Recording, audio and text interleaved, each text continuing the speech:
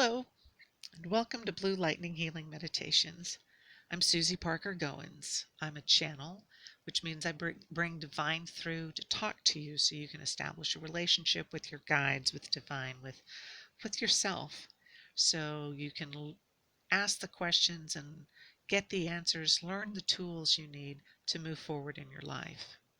I'm also an energy healer, a Reiki master, I love my crystals, a past life healer, and a teacher, it seems. All of my links are in the description box, for podcasts, for financial support options, and my contact information. So please do the YouTubey thing and like, comment, and subscribe. I thank you for all the support I receive that you've shown me, and it gives me the resources I need to continue to upload this kind of content. So please keep at it. Thanks. So on the podcast platforms, I upload meditations on Mondays and my thoughts on metaphysical topics on Thursdays.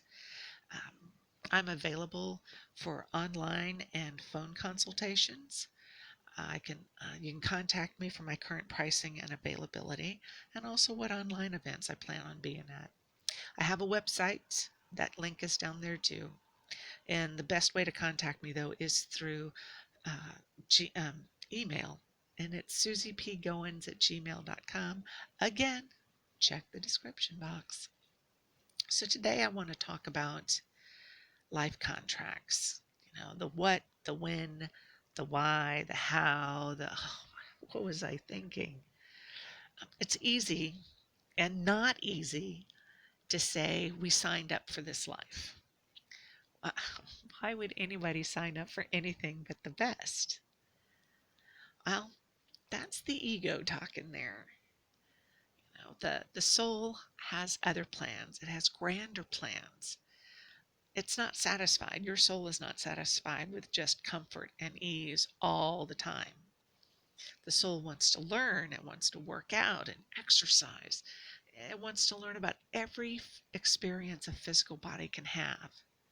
Souls choose to explore the spectrum of experience. So part of my experience is that my mom died when I was 13. She signed up for dying of cancer at 47. My older sister died from cancer 10 years later at the age of 10. She was 27 at the time. And then here I come, and I sign up to have both of the same cancers. And I also signed up to change the end of the story. I know. What the hell was I thinking? I don't see myself as some sort of badass warrior type. I'm impulsive, I'm magical, I'm full of wonder, but heroic never occurred to me. So, as I was going through my cancer experience, a friend told me that I was doing just that, changing and healing for generations past and generations to come. Okay, yeah. That does sound pretty badass and heroic. Fine. Anyway, I believe we're all here for a greater purpose, for a divine purpose. No matter the circumstances we're born into, our lives are worth, our lives have worth, and well, they serve a purpose. I believe we're here to teach each other. Like your grandparents. They're still around to remind you that life changes and how people handle things is different. Oh, and that jerk uncle? Yeah, he signed up for a really big job. You know, it was a difficult lesson he presents to you, whether it's lessons for him about self-esteem or continuing or breaking a cycle, or maybe he's a catalyst for you to stand up for yourself, to break away, to learn about yourself. Oh, okay. And then there are those who seem to have this fairy tale life. They've on the outside, they have beauty, money, health. Okay, so did you know that fairy tales are morality stories that were written to scare the bejeebers out of kids? So you don't know what anyone is going through. I mean, what's beyond the facade? You don't know until you take the time to ask, to listen, to look, and then believe. So, why would a soul choose to suffer, to be poor, marginalized, or vilified? Oh, sure, we can say, in my next life, I'm going to be what? Beautiful, pretty, rich, happy. Of course, that implies you know about reincarnation. So, why would someone choose to struggle? On a physical level, I don't see that they would. But on a soul level, they're looking at the physical experience from every angle, every possible angle. I mean, not only the physical, but there's the emotional, psychological, interdimensional, other realms, spiritual. The divine or the universe is not one sided. It's, come on, it encompasses the totality of experience. So, to achieve that higher level of understanding, it helps to remember that we're here to fulfill a soul purpose, that divine goal we signed up for in between lives. Yeah, in between lives. So, a mentor once said that when we are between lives, we read over our life contracts, the angels slip us something, we pass out, they change the contract, we wake up to sign it, and boom, then we're born.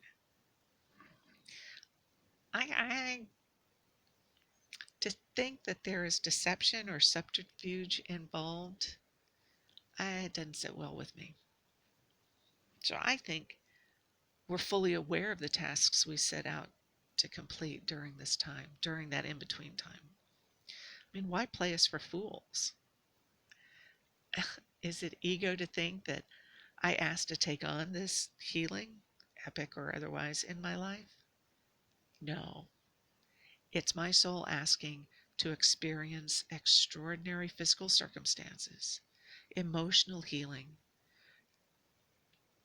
spiritual opening or enlightenment through that experience. I mean, honestly, I'm still dealing with the repercussions, the aftermath of those 2 years. And I've chosen to see beyond the immediate experience, to see beyond that, into my heart, into my family's hearts. And I can see who stood with me, who fell away, who misunderstood or underestimated me, or just couldn't handle it. I mean, the whole spectrum of human emotions, of human responses, has been mind-blowing and eye-opening. And I also learned a whole bunch about myself. I learned about the power of asking for help, and then the power to receive that help. Healing, it goes beyond surgery and that time to recover. It's okay to cut people loose, and it's okay to bring new people closer to you. It's okay. And I was given the opportunity to heal long-standing relationships.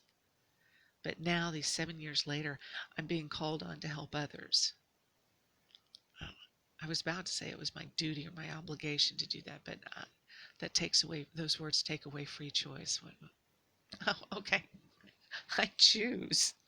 I choose to help in the best way I can at the time, whether it's a phone call, donating time or money. I'm always good for sending love and healing. I'm living my best life so that I can help others. Being in my truth. I choose not to let my cancer experience change who I am at a fundamental level.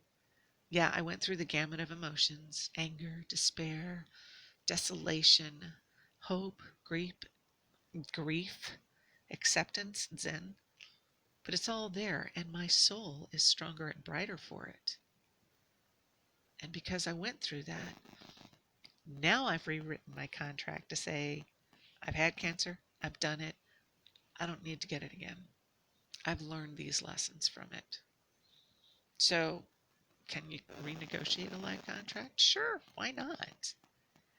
I, I don't know if it's something people think that they can do or if they would think of it. Well, true.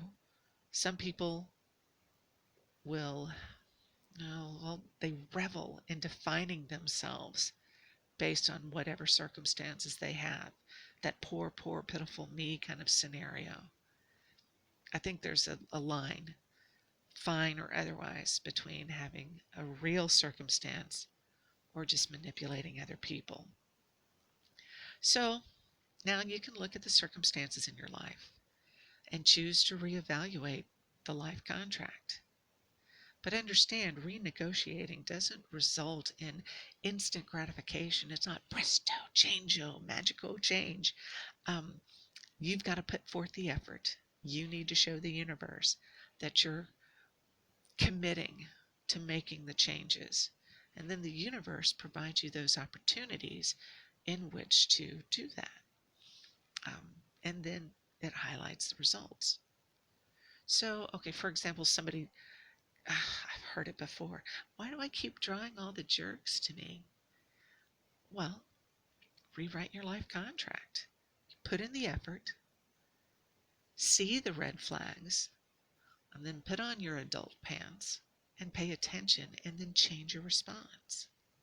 The universe will see your efforts, understand what you want, and bring you more, better, more divinely aligned options to you. So the next meditation is going to be actually having you go to that state, your sacred space, and looking at the old life contract and rewriting it to a new one.